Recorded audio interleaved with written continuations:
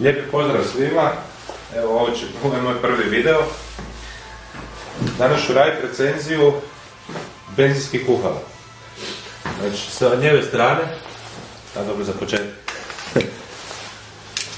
Glock 78, strašan nož, velik ko bajuneta, ovo se može skinut, možete nataknuti štap na njega, koristiti ga kao koplje, batoning, rezanje, bilo šta, nema šta ovaj nož neće savladati. Vidite klip, na klik se zatvara, fenomenalno stvar. I što je najbolje, uopće nije skup. No dobro, ajmo na kuhalo. Znači, sa moje lijeve strane, ovo je, ovo je s desne strane, ovo je originalni švedski Optimus. Model je 8R, odnosno Hunter. Ovaj ovdje, koji izgleda potpuno isto kao ovaj, je ruski Primus Turist. Znači, on je napravljen kao klon ovoga švedskog kuhala. Neke razlike u njima su, neke osnovne razlike su, kao što vidite, ovaj je od Messinga, ovaj je od Inoxa. Pričamo o tankovima.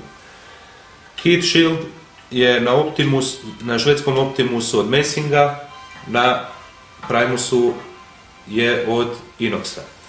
Isto tako, kao što vidite, ključić za kontrolu je na Optimusu metalni i na sebi ima tri otvora. Ovaj donji otvor koji vidite duguljasti, on služi za skidanje mlaznice.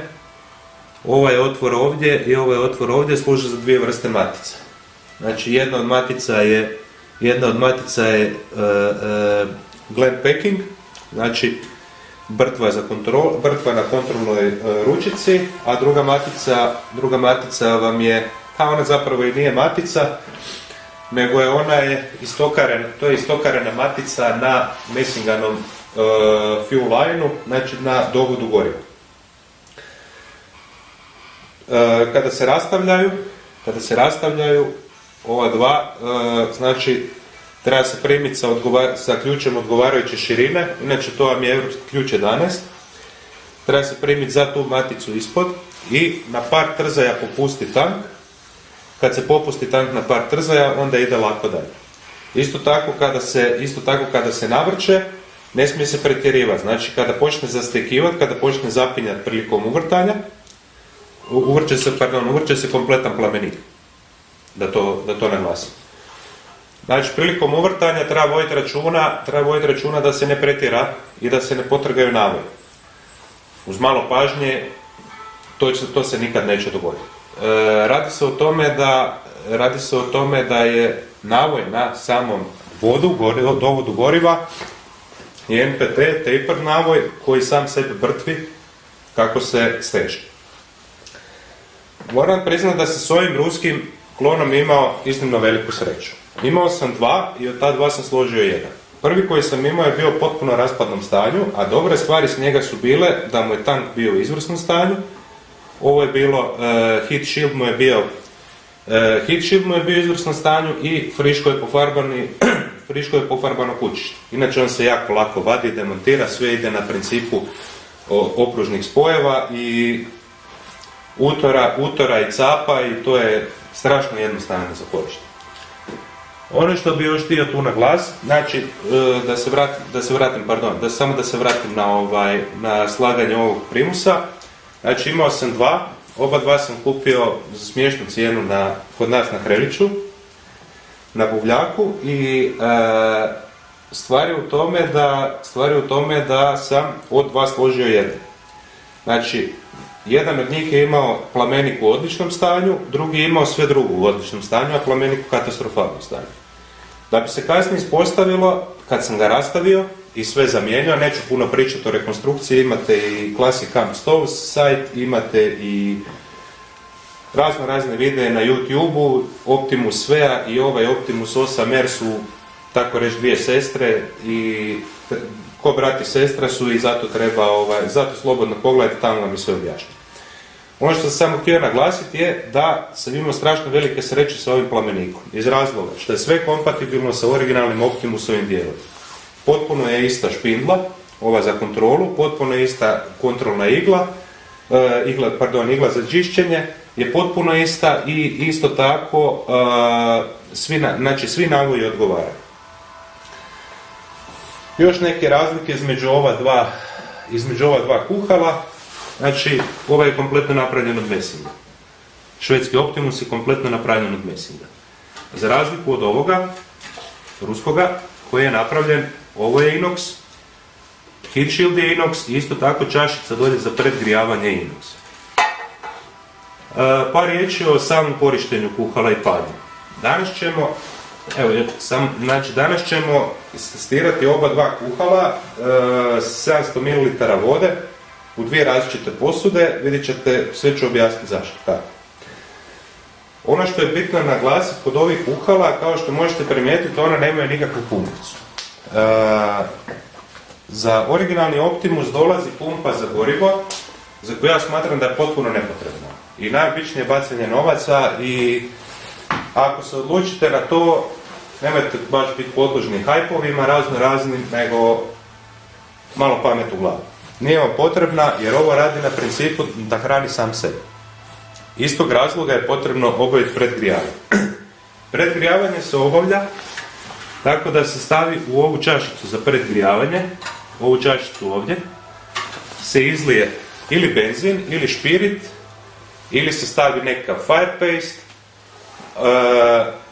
Šta god od toga, sve ima svoje neke dobre i loše strane. Moja preporuka je špirit, znači etanol, etilni alkohol čisti. Zbog čega? Znači, ako stavite benzin ako ne prolazi kroz mlaznicu, čađe. Ako pak stavite alkohol da prolazi kroz mlaznicu za benzin, ona će isto čađati. Ali alkohol ako sam gori, on vam neće čađati. Znači, ako želite da vam ovako izgledaju cijelo vrijeme i ovako lijepo čisti, onda ćete koristiti špirit za predgrijavanje. Ako nemate špirita ili ispalo da ste ostali bez toga, ima i za to rješenje. Znači, ovaj tank, jedino što trebate napraviti je ovako ga ugrliti rukom i nakon otprilike 1 minute, pošto ste digli temperaturu u sustavu, otvorite ovaj ventil od mlaznice, otvorite ventil za dovod goriva i šta će se dogoditi? Plinovi koji su isparili tu, podići će tlak u sustavu i pogurat će malo benzina kroz mlaznicu, a on nema gdje završiti nego upravo u čašici za predgrijavanje. Ali to nek vam bude zadnja okolnost. Još jako važna stvar vezana za ova kuhala. Ova kuhala rade na white gas ili Coleman fuel, bijeli benzin. Dosta sam istraživao koje bi bilo najpovoljnije gorivo za to i nakon dosta isprobavanja najbolje se pokazao benzin za čišćenje. Benzin za čišćenje se može nabaviti, nemojte ga nabavljati u ljekarnama, jer samo zato što se naziva medicinski košta 3 puta više. Znači, benzin za čišćenje možete dobiti po cijeni od nekakvih 4 eura za litru. U svaki od ovih tankova stane malo više od 1 deci i oni vam na punoj snazi gore sati 15 minuta. Vjerojatno nećete kuhati na punoj snazi ako morate nešto pirjati tako. Ja ću vam reći svojeg iskustva. Znači u ovom setu posuđa, Esbitovom, sa izmjenjivačem topline, ja sam napravio kompletan ručak, znači samo sa 2/3 punjenja. I to sam radio upravo sa ruskim klonom. U to je bilo uključeno za pirjanje mesa i luka, s tim da je meso bilo napola smrznuto, mljeveno, i nakon toga još za kuhavanje 1,5 litara vode i kuhanje tijesta u njoj i napravljen je kompletan ručak za 3 osobe. Tako da i bez problema je izduralo i namjerno sam to radio dok je bilo dosta hladno. Inače ovdje na mojoj terasi, iako je zatvoreno, temperatura je par stupnjeva iznad nule. A ko što vidite vani je snijeg i tako. Još jedna samo stvar vezana za ovo, ovdje sam stavio fitilj od fiberglass. Ja sam malo poigrao pa sam napravio pletenicu, znači to se radi ako ćete ga koristiti u zimskim uvjetima. Možete staviti, zašto fiberglass? Zato što ne gori. Taj konac možete nabaviti gdje god hoćete. Znači, dobro će upit će dovoljno alkohola da pojača plamen za predgrijavanje i da mu produlji sagorijevanje. Na taj način ćete prije dići temperaturu u cijelom sustavu i onda po Boyle-Mariotovom zakonu, znači ako raste temperatura u zatvorenom sustavu, tu raste i tlak.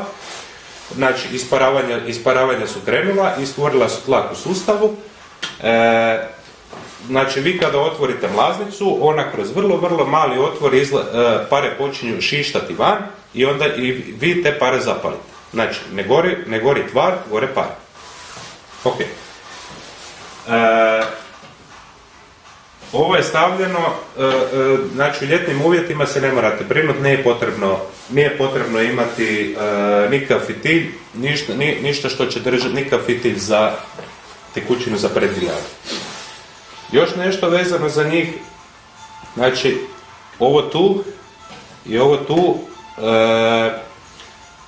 to su kapice ventila. One u sebi imaju kapice tankova. One u sebi imaju sigurnosni ventil koji će u slučaju previsokog tlaka, prevelikog tlaka, on će se otvoriti, tu će vam se javiti plamen. To može biti jako opasno, ali bez brige to se događa samo po velikim vrućinama u ljetnim mjesecima. Ovako se ne morate brinuti. I još jedna stvar, samo da naglasim, nemojte da vam posuđe koje stavljate da vam ide preko ventila. Nemojte to raditi ni slučajno iz razloga što bi mogao stvarno izletiti. Realno meni se nije nikad dogodilo, niti je bilo blizu toga, ali znate kako se kaže, zlu ne treba. Ono što sada ćemo preći, nakon ovoga svega, preći ćemo na ono što ja zovem takozvani algoritam paljenja. Ima razloga zašto sam mu dao takvo ime, pa ćemo nastaviti dalje.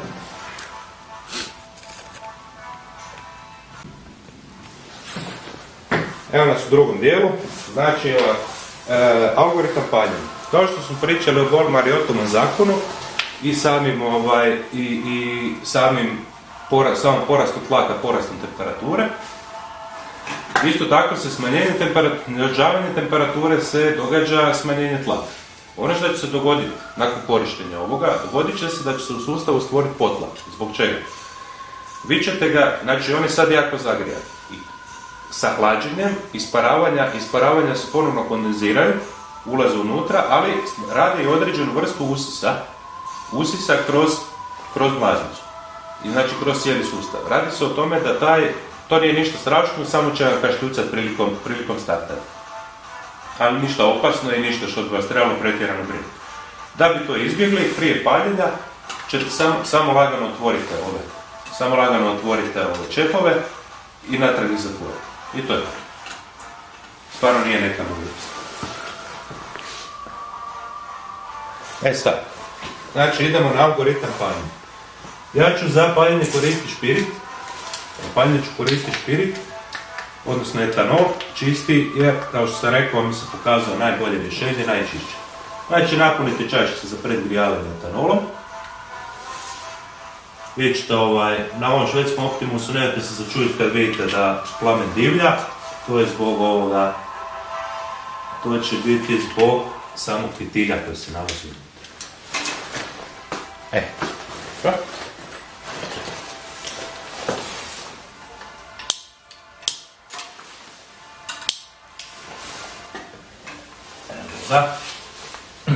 Dok se to predgrijava, traće oko minuta, dvije, dok se to predgrijava da vam predstavimo ovo.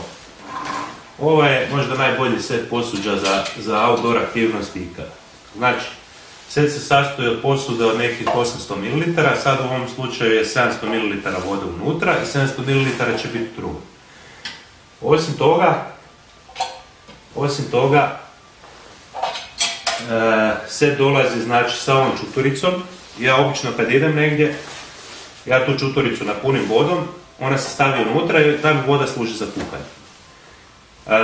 Znači stavi se tu, ova posuda ide znači na nju ide ova čašica i onda se s ovom posudom sve zaklopi. Vidite ovaj obrub ovdje, na tom obrubu, taj obrub fiksira ovo i s ovim se zaključi. Znači, vrlo praktično, vrlo jednostavno za korištenje. Mnogi pričaju da je komplicirano za čišćenje, zaboravite na to su gluposti.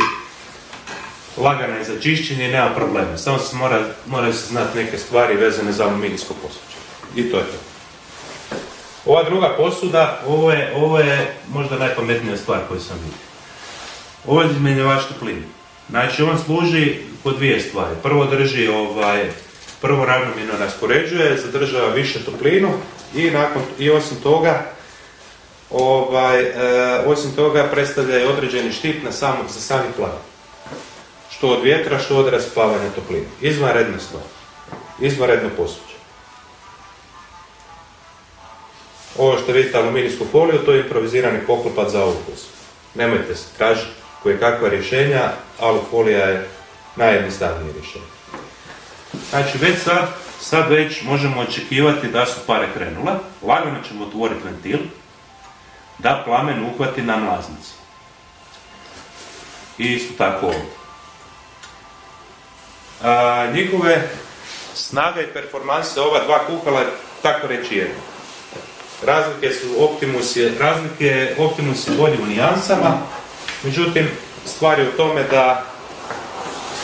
da vas to ne treba previše brinuti, pogotovo ako koristite za kuhanje vani, jer minuta gore dole. Evo ga, sad ćemo ih staviti na maksimalni plamen. Na maksimalni plamen i jednog i drugoga. Na ovome ću koristiti posudu sa izmjenjivačem topline, na ovome ću koristiti ovu famoznu vojnu posudu iz Hrvatske vojske, iz bivše Jugo vojske, koja se i dan danas koristi i izvrsno. Čisto da vidite malo, radi usporedbe. Radi se o istoj količini vode. Dobro. Znači, evo, oni su sad postigli. Kao što vidite, plamen divlja, žuti je i sve skupa. No, neki govore ne treba biti, neki govore treba, vamo tamo. Ja ću vam reći šta. Ne morate se puno brinuti ni oko žutog, ni oko plamena. Plamen je bitno da vam je ravnomjeran, a što se tiče razloga zašto je ovaj ovako žuto, zašto sam prepunio tankove za potrebe ceste.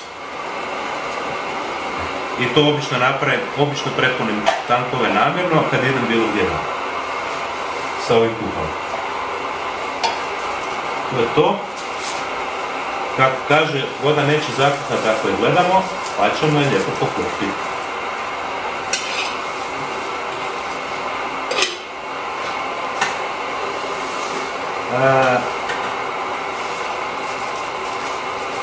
Znači, ovaj je SBIT, ovo je CS2350 set, dolazi sa više posuda, neću puno duljiti o njemu, imate recenzije poklonice. Znači, evo ga. Snimat ćemo sve dok se ne zakuhaju, dok voda ne zakuha u obje posude. Da se ne gajimo sa štopericama i koje čime. Ovo će biti u redu.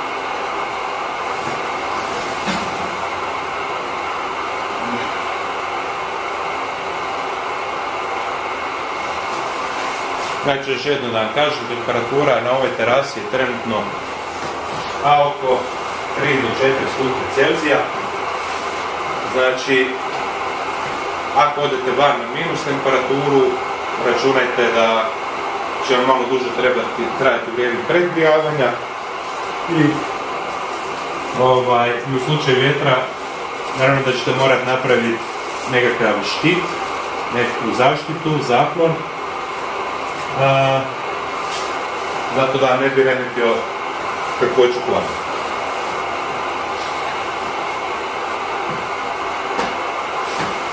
Još jedna stvar kod ovog posuđa s izmjenjivačem topline. Jako dobra je fora s njim, jer većina topline vam ostaje u samom unutarnjem dijelu. Znači, taj dio neće puno zagrijavati ovaj tank, više nego što bi trebalo, neće ga više zagrijavati od samog plamena koliko ga zagrijava.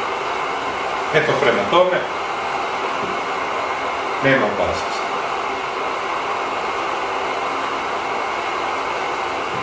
Ako mislite da je prehladno, prilikom predgrijavanja, podignete ovaj štit od topline i onda ga poslije opet vratite.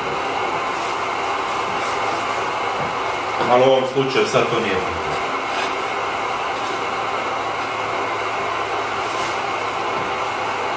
Evo, kao što vidite, prva para je krenula iz ezbitovog lonca. Inače, ovo su jako moćna, mala kuhala. Ona karakteristike benzina su fantastične za kuhanje, jer pali na svim temperaturama, na svim visinama, svugdje veselo gori. Famozna je stvar. A na kraju krajeva, ako imate još jedan spremnik mali od 2 deci, jednu bočicu benzina sa sobom, imate dobro i sredstvo za samoobranu, ne morate se bojati. Neće vam baš niko prelaziti sa tom mogućnosti da ga polije. Ali naravno ne umijete to isprobavati u praksi. Nije baš, osim ako vam život odse. Još jedna stvar vezana za naše vrijeme, iako su razlike u plamenu, ono što je kod Optimusa interesantno, ovoga desnoga švedskog, ono što je kod njega interesantno je, on je ovo režanje što se čuje, to upravo od njega dolazi. Glasan je i ruski, ali švedski je nešto glasniji. Osim toga, kod švedskoga, razlike švedskog je traje, recimo minutu kraće da mu treba, minutu do 2 kraće mu treba za zakupat litru vode, međutim, ono što sam stvarno primijetio razliku je ta da u zatvorenom prostoru švedski možete koristiti bez ikakvog problema. Od toga što se ništa benzin se nimalo ne ovisi. Za razliku od ruskoga, na kojem se ipak malo ovisi.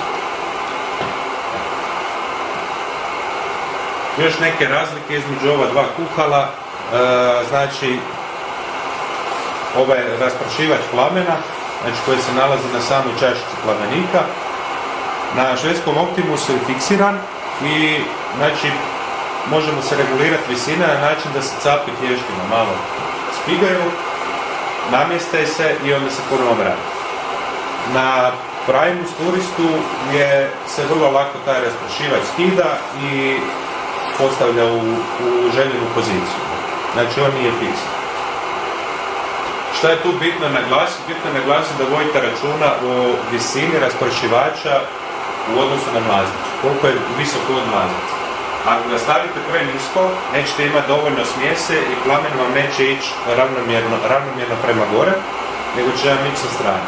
Ako pak stavite previsoko, nećete imati dovoljnu snagu plamena. Prejako će biti raspršivanje i onda opet niste ništa napravili. Znači, to se uglavnom, malo se poigrate i nije neki problem. Sad da kažem, ja nisam nikada podešavao niti jednu od tih čašica, jer sasvim solidno rade i u velikoj većini slučajeva mislim da je to tako.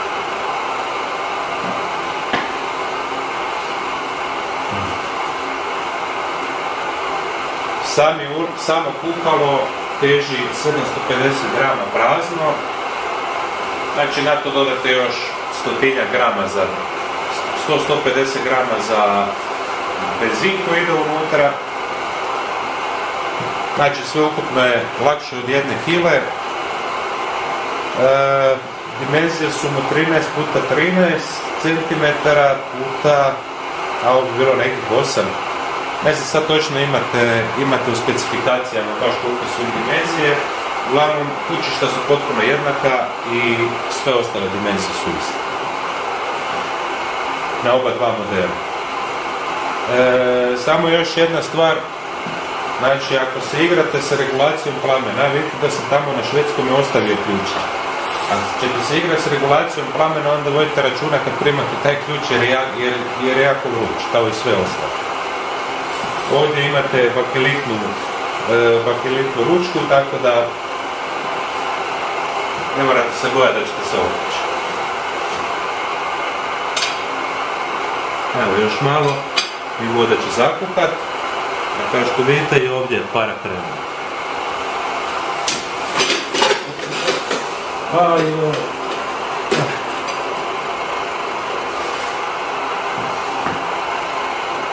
Ste vidjeli, ja? Evo koliko mi se vode izgleda.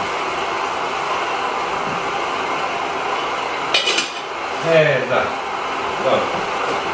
To je jedna od stvari koja se može dogoditi, ali nije problem, sad ćemo to riješiti.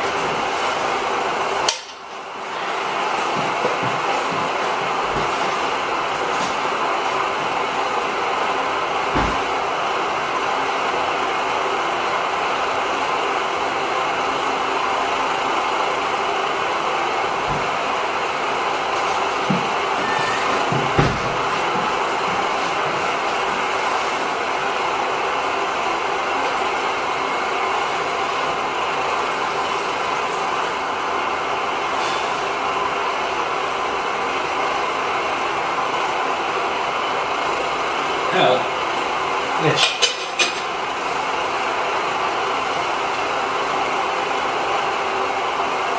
Samo još malo.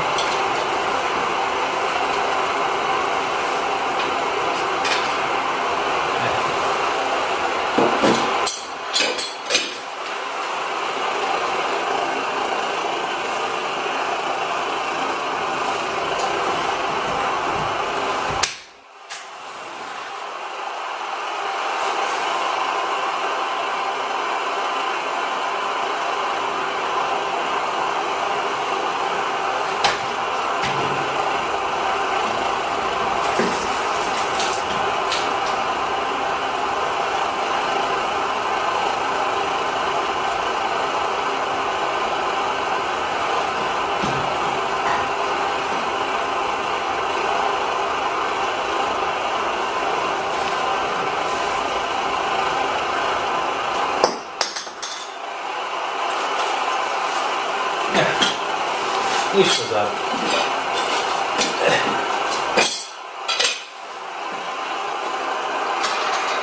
Ništa, zato nikad problem, sve su.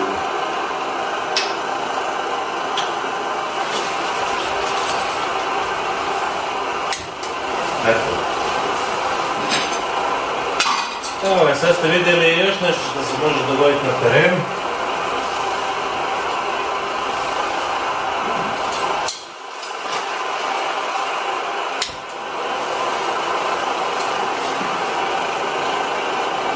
Zapravo je dobro da se to dogodilo, da vidite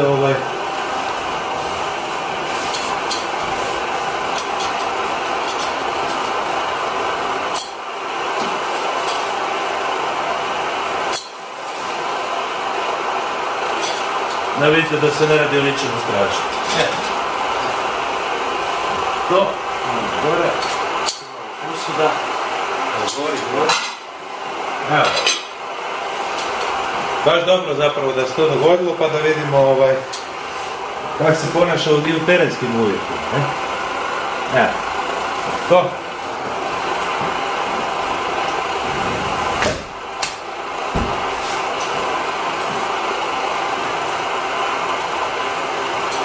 Kao što vidite, para već poprilično jako izlazi iz ove kockaste posude. A da vidimo, da li je to već možda skuhalo? Evo još malo. Znači sad, nažalost ova nezgoda mala koja se dogodila, ova malo nezgoda koja se dogodila ćemo...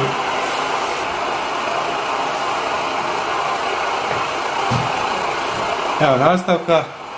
Reći gdje, sad vam pokažem, evo ga još malo pa ćemo onda ovdje isto zakuhat. Znači nema puno da se ugasila kamera, hvala Bogu. Sad, još sam demonstrirati jednu genijalnu stvar koja se zove Aeropress. Aeropress je moj vjerni suputnik već 2 godine, nosim ga svugdje. Znači ovdje imamo 28 grama kave. Možete staviti više manje. Ljevene za moku ili za espresso. Ovo je Java Jug, znači šta je što, sve se lijepo stavi jedno u drugo, s ovim zakopčate, ne ide nikuda. Sad ne funkcionira tako dobro zato što nema ovog drugog dijela, kad se ovaj drugi dio stavi, on ne pleše nigdje. Možete ga komotno staviti u torbu, sve, neće nikud poteći. Ovdje sad, ovaj put ću koristiti metalni filter, znači koristit ću inverznu metodu pripreme. Inače ovaj šalica je od inoxa, napravljen, dizajnirana je upravo za Aeropress. Izvanredna je, može na bilo kakav izvor topline i ima iste prednosti koje ima i ova posuda, a to su te da je zbog svog oblika će voda u njoj jako brzo zakuhati. Ajde sad ovako, znači inverzna metoda se izvodi, inverznu metodu, samo malo, ćemo izvesti. Tu sam stavio kavu, da sad ne nosim 20 stvari sa sobom. Znači ovako ćemo napraviti.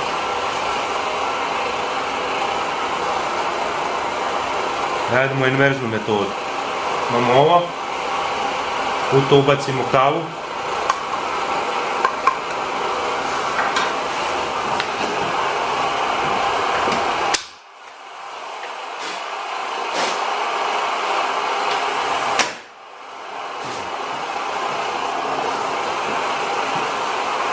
Ubacimo kavu, izlijemo vruću vodu. Sad ću vam pokazati gašenje odmah ovoga. Odmah ćete vidjeti gašenje i gašenje samoga kuhala. Znači gašenje se radi, osim da se makne, gledajte ovu bijesovu, ovo je bijesovo, gledajte vi šta je to, šta to radi. Znači okrenete prvo ventil do kraja u desno, onda do kraja u lijevo, pa na toj poziciji malo prošetate, jer na taj način ste, sad da vam pokazujem ne bi vidjeli, izvadili ste iglu. Igla je izašla van iz mlaznice i očistila mlaznicu. Zatvorite kuhalo, pričekate da se ohladi prije zatvaranja samoga i to je to. Evo ga. Na to njega ćemo sloniti. Demonstriramo odmah i aeropres. Znači, kava u posudi. Sad zašto ova posuda ovako dobra?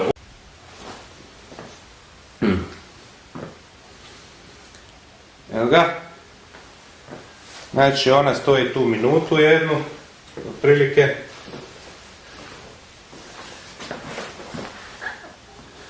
Otprilike 1 minutu.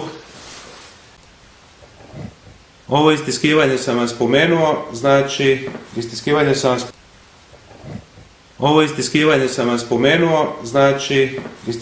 vam